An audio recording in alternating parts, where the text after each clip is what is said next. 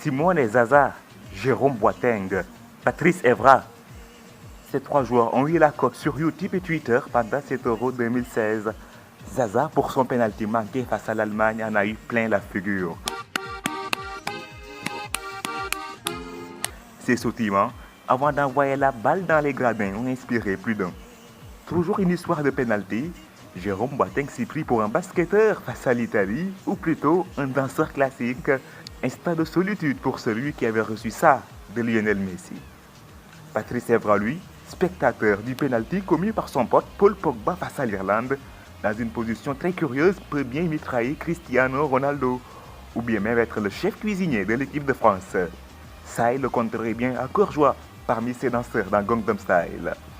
L'entraîneur le plus fou de cet Euro 2016 est bien sûr Antonio Conte. Sa manière de donner les consignes, jusqu'à même vouloir rentrer sur la pelouse, sa façon de célébrer les buts, ont sans nul doute boosté ses joueurs autour d'un parcours honorable dans la compétition. Conte a été éliminé par Joachim Löw, qui s'est lui distingué d'une autre manière.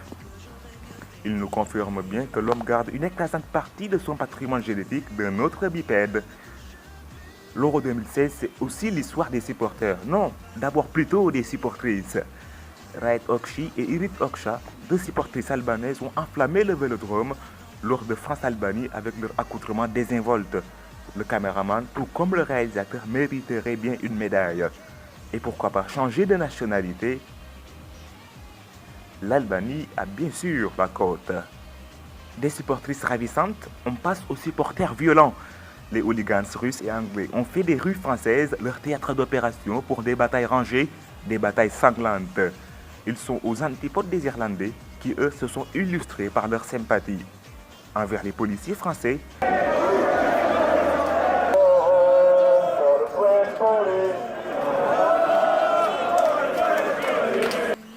Jusqu'à même vouloir draguer une jeune policière française.